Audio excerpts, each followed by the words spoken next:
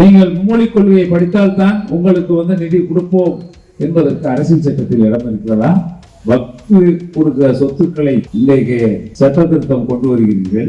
இந்தியாவில் இருக்கின்ற இஸ்லாமியர்கள் மட்டுமல்லாமல் அனைத்து கட்சிகளும் திருத்தம் கொண்டு வரக்கூடாது என்று மிகப்பெரிய எதிர்ப்பு குரலுக்கும் இடையில் ஜனநாயகத்தை குழி தோண்டி புதைக்க வேண்டும், சர்வாதிகாரத்தை கொண்டு வர வேண்டும் என்று முயற்சி செய்கிறார்கள். காரணம், ஒரே நாடு ஒரே மொழி.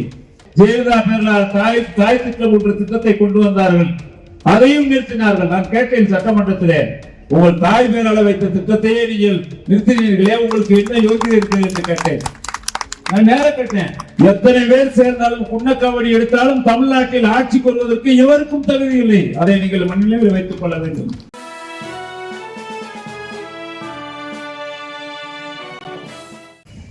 பெருந்தலாக சூழலில் இருக்கின்ற எங்களை பெற்றெடுத்த அன்பு தாய்மார்களே, சகோதர சகோதரிகளே, அனைவருக்கும் என்னுடைய அன்பான வணக்கத்தையும் நன்றியும் தெரிவித்துக் கொள்வதிலே மற்றற்ற மகிழ்ச்சி அடைகின்றேன். இன்னைக்கு இந்தியாவிலேயே நம்முடைய தமிழகத்தின் முதல்வராக 21 ஆட்சி பொறுப்பேற்று இந்தியாவிலே ஒரு தலைசிறந்த ஆட்சியை, தலைசிறந்த முதல்வராக எல்லா துறைகளிலும் இந்தியாவிலே முதல் இடம் தமிழகம்தான், தமிழகம்தான், தமிழகம்தான் என்று நாம் சொல்லவில்லை. அகில இந்தியாவே போற்றிக் கொண்டிருக்கிறது. அகில இந்தியாவில் இருக்கக்கூடிய அத்தனை மாநிலங்களும் தமிழ்நாட்டுடைய முதலமைச்சர் என்ன செய்கிறார் என்பதை பார்த்து பார்த்து காப்பீடித்து நம்முடைய முதலமைச்சரை பார்த்து பின்பற்றக்கூடிய அத்தனை மாநிலமும் இந்த இந்தியாவில் இருக்கிறது. ஆனால் மோடிக்கு மட்டும் அது தெரியல. பிஜேபி பற்றி நான் பேச விரும்பவில்லை. என்னவென்றால், இன்றைக்கு தொழில்துறை மட்டுமல்லாமல், விவசாயத்துறை மட்டுமல்லாமல், ஏழை எளிய மக்களுக்கு மட்டுமல்லாமல், கிராமப்புறங்களில் வாழ்கின்ற மக்களுக்கும் அனைத்து திட்டங்களையும் கொண்டு சேர்ப்பதிலே இதுவரை எந்த மாநிலமும் அரசியல் வரலாற்றிலே நிறைவேற்றவில்லை என்பதை நான் இந்த நேரத்திலே உங்களுக்கு பணிவன்போடு தெரிவித்துக் கொள்ள விரும்புகின்றேன். காரணம், இங்க கூட நீங்க அவங்க பேசுறாங்க, மொழிக் கொள்கையை பத்தி பேசுறாங்க. நம்ம ஏற்கனவே நம்ம முழக்கம் இருக்கு, கலைஞர் சொல்லி இருக்கின்ற முழக்கம், இந்தி திணிப்பை என்றும் எதிர்ப்போம், மாநிலத்திலே சுயாட்சி, மத்தியிலே கூட்டாட்சி, வன்முறை தவிர்த்து வறுமையை வெல்வோம் என்பதையெல்லாம் நம்முடைய முதலமைச்சருடைய முழக்கம். 5 முழக்கங்களை நமக்கு தந்துவிட்டு சென்றிருக்கிறார்கள் கலைஞர் அவர்கள். அந்த 5 முழக்கங்கள் இன்றைக்கு தமிழ்நாட்டில் இன்னும் எதிரொலித்துக் கொண்டிருக்கிறது. மத்தியில் இருக்கின்ற அரசு இந்தியை திணிக்க வேண்டும் என்றால் தமிழ்நாட்டில் ஒருபொழுதும் நடக்காது. இருமொழிக் கொள்கைதான். ஏனென்றால் பல்லாயிரக்கணக்கானவர்கள் போராடி தங்கள் உயிர் தியாகங்களை செய்து ரத்தம் ஆறாக ஓடி பெற்ற உரிமை தாய்மொழி தமிழ் செம்மொழி என்ற அந்தஸ்து தமிழ்நாட்டில் என்றும் இந்திக்கு இடமில்லை, இந்தியை என்றைக்கும் தமிழகத்தில் நுழையவிட மாட்டோம் என்பதில் உறுதியாக இருக்கிறோம். அதனால்தான் இருமொழிக் கொள்கையை இங்கே பின்பற்றுகிறோம். மும்மொழிக் கொள்கையை படிக்கிறோம்னு எந்த சட்டத்தில் இருக்கு? அரசியல் சட்டத்தில் இருக்கா? எதுக்கு அதை எப்படி திணிக்க முடியும்?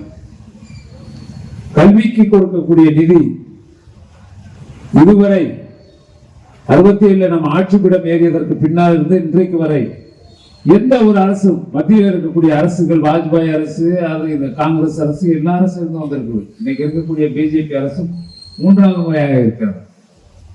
நீங்கள் மும்மொழிக் கொள்கையை படித்தால்தான் உங்களுக்கு நிதி கொடுப்போம் என்பதற்கு அரசியல் சட்டத்தில் இடம் இருக்கிறதா? எங்க இருக்கு? நீங்க மதத்தின் பெயரால் நீங்கள் நாட்டை புறப்படுத்த எண்ணுகின்றீர்கள். இந்த நாடு சுதந்திரம் அடைந்த பொழுது இது ஒரு மதச்சார்பற்ற நாடு. இந்துக்கள், இஸ்லாமியர்கள், கிறிஸ்தவர்கள் அரசியலமைப்பு உருவாக்கியது அந்த அடிப்படையில் தான். குறிப்பாக முஸ்லிம்களுக்கு என்று ஒரு சட்டம் இருக்கிறது, இந்துக்களுக்கு என்று ஒரு சட்டம் இருக்கிறது. இந்த சட்டத்தை எல்லாம் தூக்கி எறிந்து விட்டு இன்றைக்கு ஒவ்வொரு மதத்திற்கும் இருக்கக்கூடிய சட்டத்தை தூக்கி எறிந்துவிட்டு நீங்கள் வக்ஃபு கொடுக்கிற சொத்துக்களை இன்றைக்கு சட்ட திருத்தம் கொண்டு வருகிறீர்கள். இந்தியாவில் இருக்கின்ற இஸ்லாமியர்கள் மட்டுமல்லாமல் அனைத்து கட்சிகளும் திருத்தம் கொண்டு வரக்கூடாது என்று மிகப்பெரிய எதிர்ப்பு குரலுக்கும் இடையில் ஜனநாயகத்தை குழி தோண்டி புதைக்க வேண்டும், சர்வாதிகாரத்தை கொண்டு வர வேண்டும் என்று முயற்சி செய்கிறார்கள். காரணம், ஒரே நாடு ஒரே மொழி. இந்த கொள்கையை தான் பின்பற்றுகிறார்கள். ஒரு நாடு ஒரு மொழிங்கிறதெல்லாம் என்னைக்கு வரும்? வரவே வராது. அது இன்றைக்கு தமிழ்நாடு எப்பொழுதும் தமிழ்நாடாகத்தான் இருக்கும். இந்தியாவில் இருக்கிற 14 மொழி பேசக்கூடிய மாநிலங்கள் எல்லாம் அந்தந்த மாநிலத்தினுடைய மொழிதான், தாய்மொழியைத்தான் அவர்கள் இன்றைக்கு ஆட்சி மொழியாக ஏற்றுக்கொள்வார்கள். தொடர்பு மொழியாக ஆங்கிலத்தை ஏற்றுக்கொள்வார்கள். இந்தியை ஒரு பொழுதும் ஏற்றுக்கொள்ள மாட்டார்கள்.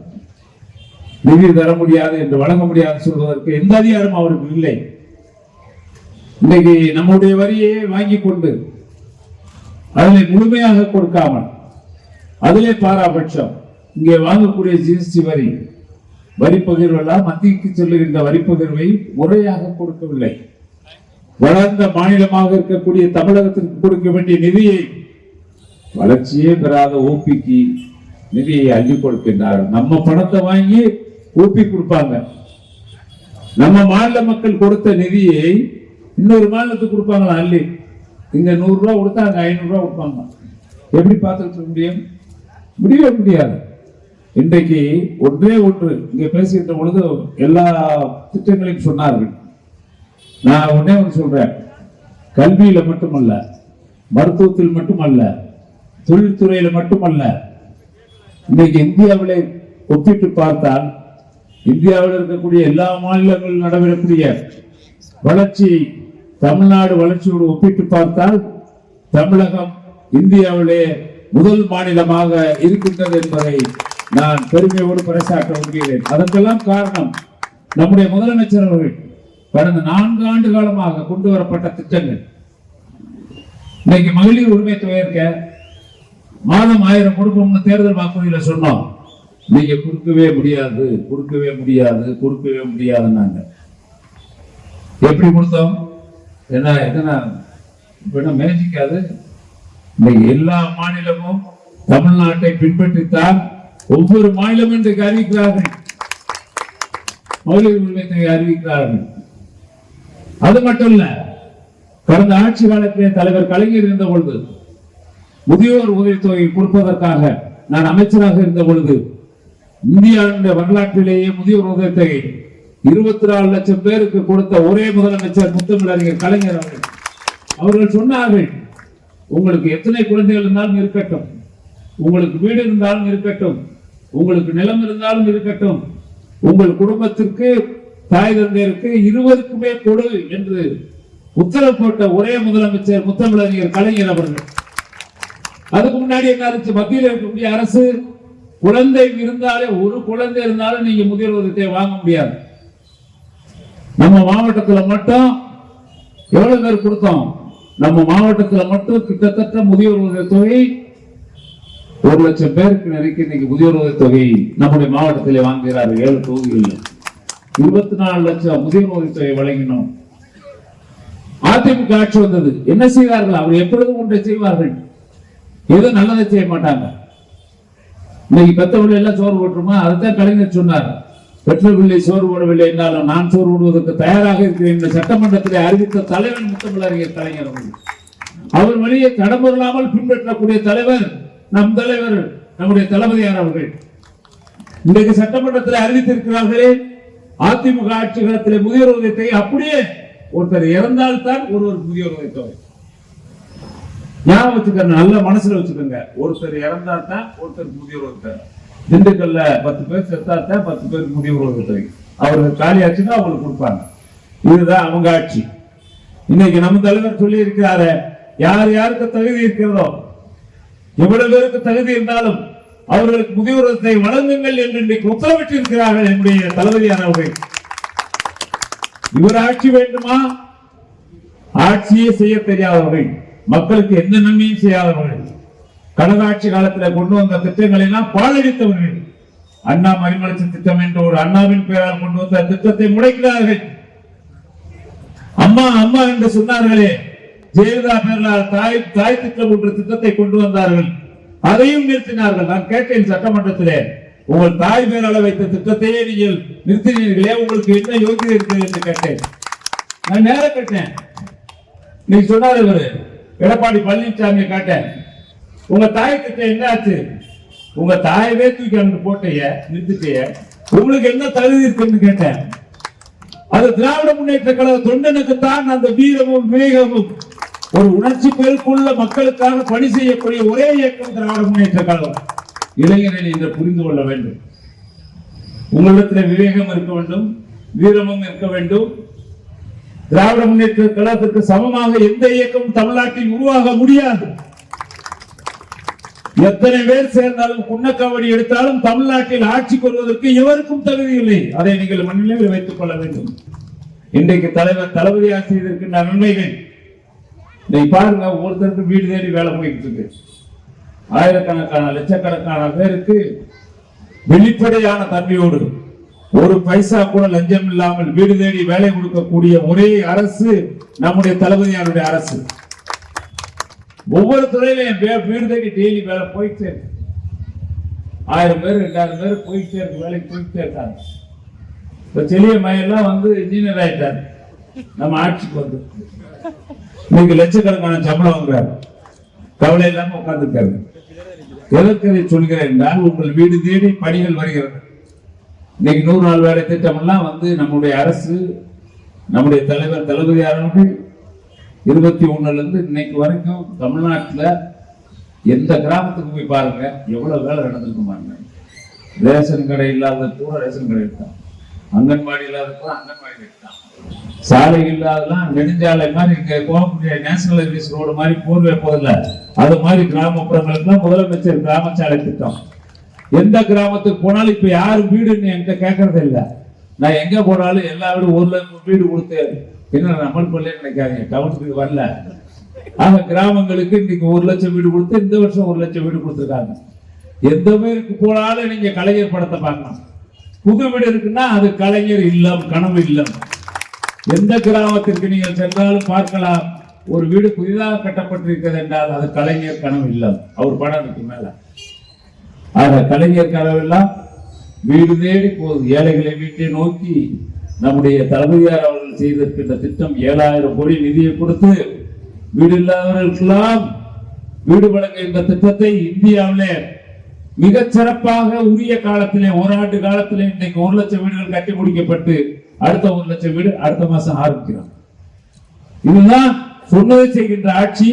சொன்னதை செய்கிற ஒரு, அதாவது குறிப்பிட்ட நேரத்திலே மக்களுக்கு கொண்டு போய் சேர்க்கின்ற ஆட்சி நம்முடைய தளபதியாருடைய அரசு என்பதை நாம் உறுதியாக இருக்க வேண்டும். நம்ம சாதனைகளை சொல்லணும். நீங்க வந்து என்ன அன்னைக்கு நான் கேட்கிறேன், ஒரு காலத்துல அதிமுக ஆட்சியில ரேஷன் கார்டு கிடைச்சா எத்தனை பேரை போய் அக்கௌண்ட் பிடிச்சு போனீங்க. இப்போ உங்க வீடு தேடி ரேஷன், ஆனா உங்களுக்கு வீடு தேடி வந்தாவே கொஞ்சம் மறந்துடுவீங்க. அதைத்தான் ஞாபகப்படுத்தணுங்க. எல்லாமே வீடு தேடி வந்துருச்சுல, மகளிர் உரிமை வீடு தேடி வருதுல்ல, இனி வந்து கிடைக்காதவர்களுக்கும் வரப்போகுது, ஞாபகம் வச்சுக்கோங்க. இந்த 1,15 லட்சம் பேரோட முடியல. இன்னும் மகளிர் அனைத்து மகளிருக்கும் தகுதியுள்ள மகளிருக்கு தருவதற்காக நம்முடைய முதலமைச்சர் அவர்கள் மிக ஆர்வமாக இருக்கிறார்கள், துணை முதலமைச்சரும் ஆர்வமாக இருக்கிறார்கள். கண்டிப்பாக இந்த திட்டத்தை மிக சிறப்பாக நிறைவேற்றுவார்கள் என்ற உறுதியை சொல்லி கடமைப்பட்டிருக்கிறேன். நம்ம ஆட்சி காலத்துல பட்டா கொடுத்த திண்டுக்கல்ல இப்ப திருப்பி எல்லாத்துக்கும் திருப்பி இன்றைக்கு எல்லாம் பார்த்தீங்கன்னா அந்த ஆட்சியில 10 வருஷம் நீங்க திருப்பி அந்த பட்டா வாங்க முடியல, ஏற்ற முடியல. என்னன்னா இ பட்டா ஏன்னா கம்ப்யூட்டர்ல இருந்ததுக்கு இ பட்டான்னா ஒரு ஏற்கனவே கொடுத்த பட்டா தான் ஏற்ற சொல்றோம். 10 வருஷம் உங்களை அலைவிட்டான். இப்ப தளபதி ஆட்சி வந்துதான் திருப்பி உங்க வீட்டுக்கு பட்டா வரப்போகுது. இந்த மாவட்டத்தில் மட்டும் 1 லட்சம் பேருக்கு பட்டா கொடுக்க போகிற விரைவிலே என்பதை தெரிவித்துக் கொள்ள முடியும். ஆக எந்த திட்டமாக இருந்தாலும் இங்கே சொன்னார்கள் குடிநீர் திட்டம். நான் வந்து அமைச்சராக பொறுப்பேற்று எந்தெந்த கிராமத்துல வந்து நீர்த்தேக்க தொட்டி கேட்டார்களோ இதுவரைக்கும் 5500 தொட்டி அவங்களை கேட்காமலே அந்த கிராமத்துக்கு நீர்த்தேக்க தொட்டி கட்டிப்பட்டு. இப்ப 1200 இந்த டிமாண்ட்ல அறிவிச்சிருக்கு. அப்ப கிட்டத்தட்ட 6700 நீர்த்தேக்க தொட்டி ஊரக வளர்ச்சித்துறை மூலமாக கிராமங்களுக்கு எந்தெந்த கிராமத்துக்கு வேணுமோ அத்தனை கிராமத்துக்கு கொடுக்குறோம்.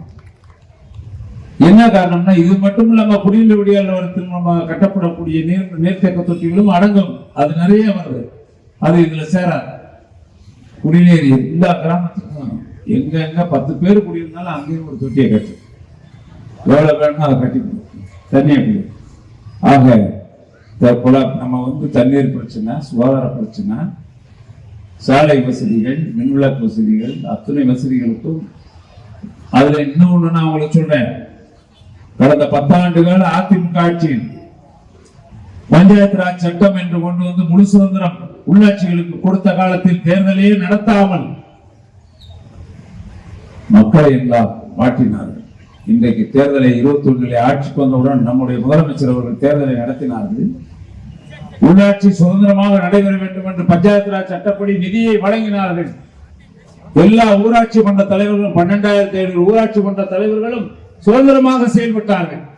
நான் அமைச்சர், ஒரு உள்ளாட்சியிலே வரக்கூடிய நிதியை மாநில அரசுடைய நிதியாக இருந்தாலும் சரி, மத்திய அரசுடைய நிதியாக இருந்தாலும் சரி, 15வது நிதிக்குழு நிதியாக இருந்தாலும் சரி, எந்த நிதியாக இருந்தாலும் சரி, அல்லது வரி சார்பாக வரி ஒருங்கிணைக்கப்பட்ட வரியாக இருந்தாலும் சரி, பூல் அசைன்மெண்ட் ரெவன்யூ என்று சொல்வார்கள், ஸ்டாம்ப் டியூட்டி, அதில் வரக்கூடிய ஆயிரக்கணக்கான கோடி நிதியாக இருந்தாலும் சரி, அத்துணையும் பிரித்து கொடுத்து உள்ளாட்சிகளுக்கு முழு சுதந்திரம் கொடுத்த ஒரே தலைவர் நம்முடைய தலைமையார் அவர்கள். ஆக எல்லா துறைகளிலும் இன்றைக்கு மக்களை தேடி எல்லா திட்டங்களும் போய் சேர்ந்தது.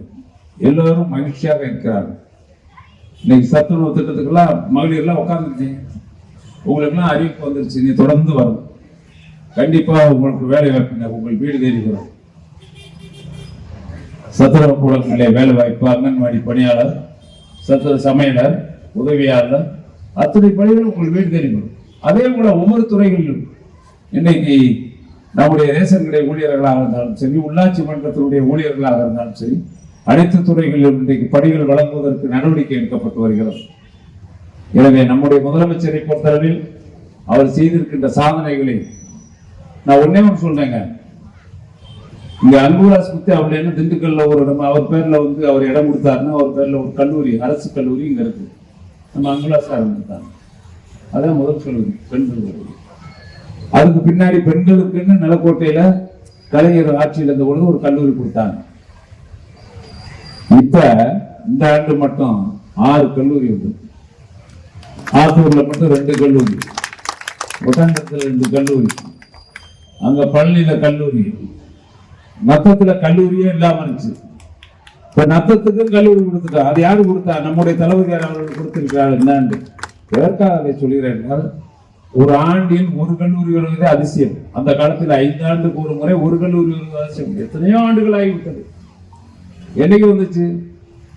எப்பயோ கிட்டத்தட்ட 25-30 வருஷத்துக்கு முன்னாடி தான் வந்துச்சு இந்த கல்லூரிலாம். இன்னைக்கு 6 கல்லூரி ஒரே வருஷத்துல வந்திருக்குன்னு சொன்னா அது நிச்சயமா நம்முடைய தலைவராட்சி தான். இங்க இருக்கக்கூடிய மருத்துவக் கல்லூரியே நம்முடைய முத்தமிழறிஞர் கலைஞர் இருக்கின்ற பொழுதுதான் 2010 கொண்டு வரப்பட்டு அடிக்கல் நாட்டப்பட்ட கல்லூரி. ஆட்சி மாற்றம் ஏற்பட்டது. 9 வருஷம் நான் சட்டமன்றத்துல, நான் எம்எல்ஏ இருந்தேன் உங்களை மாதிரி, நீங்க அனுப்பி வச்சு சட்டமன்றத்தில் ஒவ்வொரு சட்டமன்ற கூட்டத்திலும் முதலமைச்சர் அம்மையாரை பார்த்து கேட்பேன், எப்பொழுது வரும் மருத்துவக் கல்லூரி என்று கேட்பேன். நீங்க ஜீவோ போட்டு போயிட்டீங்க, பணம் ஒதுக்குனீங்களான்னு கேட்பாங்க. ஜீவோ போட்ட பின்னாடி தான் நாங்க பணம் ஒதுக்குவோம். நாங்க ஆட்சிக்கு வரல, நீங்களும் வந்திருக்கீங்க, பணம் ஒதுக்குங்க, நாங்க கொண்டு வந்த திட்டத்தை நிறைவேற்றுங்க அப்படின்னா 5 வருஷமா செய்யல. எடப்பாடி வந்தாரு, அங்கிட்டு 4 வருஷம் பண்ணல, 9 வருஷம் ஆச்சு. 9 வருஷமா இவங்க நிறைவேற்றவே இல்லை. கடைசி வருஷம் முடிய போகல, நம்ம போட்ட அரசாணை பூரா நாங்க துவங்குறோம்னு அந்த கல்லூரியை துவங்கினாங்க. ஏன்னா மத்திய அரசு நிதி கொடுத்து அதை வச்சு இந்த கல்லூரியை துவங்கினாங்க. அதுக்கு பின்னாடி இந்த பணிகள்லாம் நடந்துச்சு. பின்பு நம்ம ஆட்சிக்கு நம்ம தான் திறந்து வச்சோம், பிரதமர் தான் திறந்து வச்சாரு, நம்முடைய முதலமைச்சரும் கலந்து கொண்டார்கள். எதற்காக இதை சொல்கிறேன் என்றால், எல்லா கல்லூரிகளும் எல்லா அரசு, அதாவது நம்ம வந்து இருக்க அண்ணா யூனிவர்சிட்டியுடைய இன்ஜினியரிங் காலேஜ், பொறியியல் கல்லூரி நம்ம கலைஞர் தான் கொடுத்தாங்க. கிட்டத்தட்ட 70 கோடி கொடுத்து அந்த கல்லூரியை கட்டினார்கள். பழனியில் உள்ள நமக்கு ஒரு தேசத்துக்குள்ள ஒரு கல்லூரி வந்துச்சு, பொறியியல் கல்லூரி, அண்ணா பொறியியல் கல்லூரி. நம்முடைய ஆட்சி காலத்தில் திண்டுக்கலுக்கு கொண்டு வரப்பட்டது அரசு கல்லூரி. நீ எந்த சாதனைகளையும் இனிமேல் அவங்க யாரும் எதையும் சொல்ல முடியாது. எல்லா திட்டங்களும் நம்முடைய அரசு ஆட்சி காலத்தில் தான் நிறைவேற்றப்பட்டிருக்கிறது, வளர்ச்சி பெற்றிருக்கிறது. நம்முடைய மாவட்டம் எல்லாத்திலையும் நீர்ப்பாசன துறையிலிருந்து விவசாயிகளுக்கு, தொழிலாளர்களுக்கு எல்லா வகையிலும் எல்லா திட்டங்களும் இன்றைக்கு கொண்டு வரப்பட்டு நிறைவேற்றப்பட்டு இந்த ஆட்சியுடைய சாதனைகளை மக்களுக்கு எடுத்து செல்ல வேண்டிய கடமை நமக்கு இருக்கிறது. ஆனா ஒன்னே ஒன்று சொல்லிடுறேன், நம்முடைய முதல்வர் தளபதியாரை பொறுத்தளவில் இந்தியாவிலே மத்திய அரசு மாநிலத்தினுடைய அதிகாரங்களை பறிக்க முயற்சி செய்கிறது. அந்த மாநிலத்தில் உள்ள அதிகாரங்களை மத்திய அரசு பறிக்கின்ற பொழுது அதை எதிர்த்து போராடக்கூடிய ஒரு முதலமைச்சர் இருக்கிறார் என்றால் அது இந்தியாவிலேயே நம்முடைய தளபதியார் தான். இன்றைக்கு நம்முடைய உரிமைகளுக்காக போராடுகிறார், மொழி உரிமைக்கு போராடுகிறார், நம்முடைய மாநிலத்தினுடைய நிதி உரிமைக்காக போராடுகிறார், மாநிலத்தினுடைய உரிமைக்காக போராடுகிறார். எல்லா உரிமைகளுக்கும் மாநில அரசுடைய உரிமையை பெறுவதற்காக இன்றைக்கு குரல் கொடுக்கக்கூடிய ஒப்பற்ற தலைவராக, ஒரே தலைவராக நம்முடைய தளபதியார் அவர்கள் இருக்கிறார்கள். எனவே தமிழகம் என்றும் நம்முடைய தளபதியார் பின்னால் தான் நிற்பார்கள் மக்கள். நாம் அதற்கு தயாராக வேண்டும். 26 இன்னும் 6 மாசம் தான்.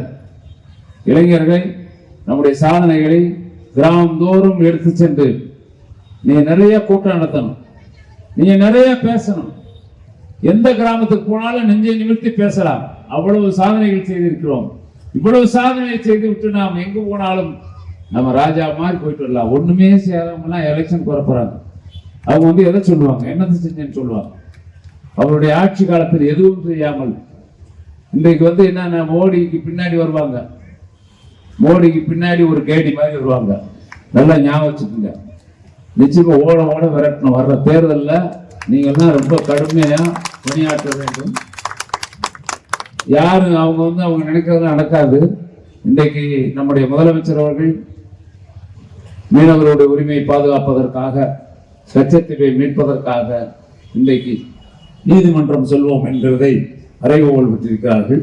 எனவே தொடர்ந்து நாம் போராடுவோம். அதைத்தான் சொல்கிறார், தமிழகம் தொடர்ந்து போராடும், தமிழகம் தொடர்ந்து போராடும், தமிழகம் நம்முடைய முதலமைச்சர் தொடர்ந்து போராடுவார்.